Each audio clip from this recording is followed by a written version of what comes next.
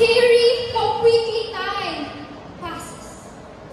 However, a time traveler can perfectly experience our life. I am a young woman in 1981 with a shining smile and a basket. A consumer who dreams of a more open market, but no, it's not feasible. Chasing a dream seems too impossible. So let's just begin this time when everything functions traditionally. With the stars of commerce communicating effectively, yet still lacking resources and accessibility. This is the great stage of the 80s, groping the dark world of unpredictability. What happens to an old woman who lives alone, able to open the door, or to a man who's afraid to go out but still need to fill his stomach? What happens to a girl who wanted more but settles on less due to lack of choices, or to a boy who got deceived by the product that he received? What happens to them once the curtain fell, still in the back, blinded by the unruly fact? I am a young woman in 1994, clueless of the reason why am I here for, with a camera resting on my own wandering hands, filled with the pictures of the browns and the blondes. It's a historical activity. Time the Philippines finally had internet connectivity. Still a consumer. Do I still need to dream quietly? I blink away the years of impossibility. I am now a young woman of the 21st century.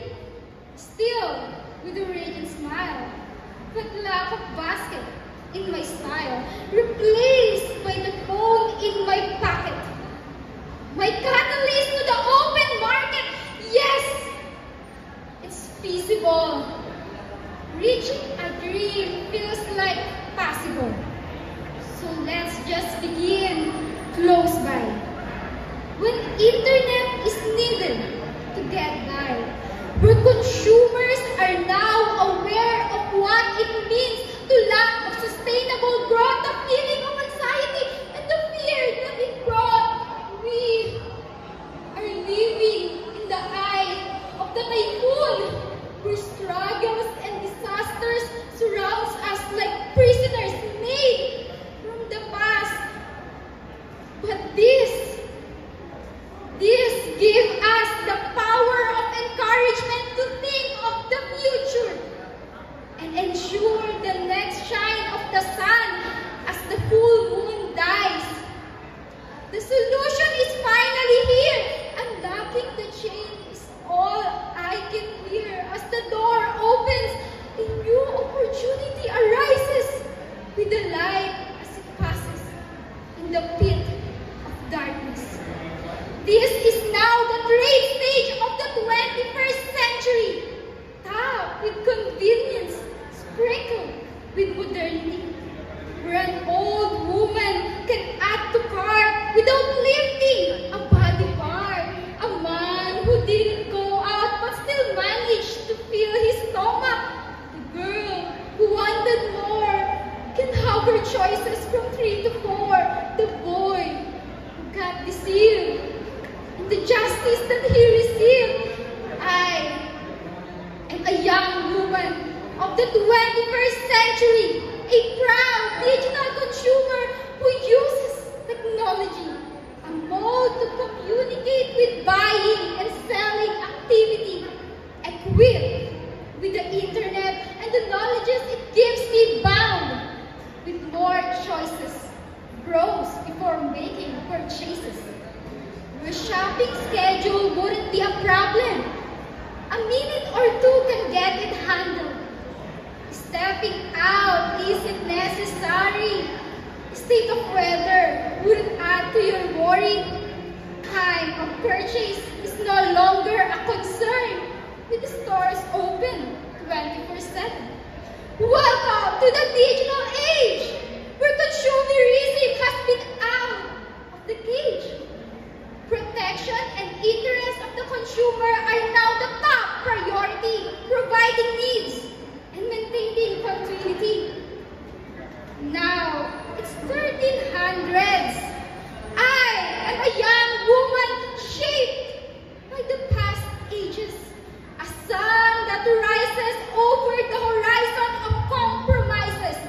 A still proud digital consumer who uses technology from doctor appointments, prescription refills, to banking and travel.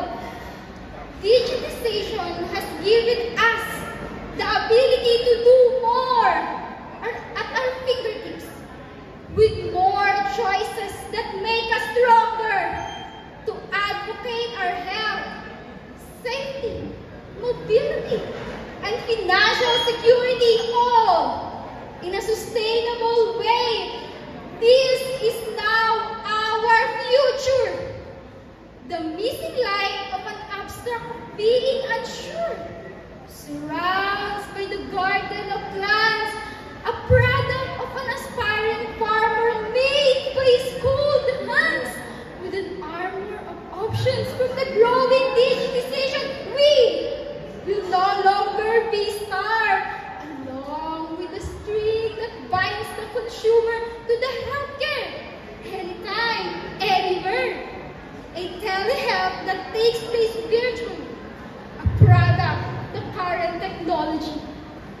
Done with the long-term health of society, let's now provide financial security, where mobile banking are in progress, preventing fraud for the users.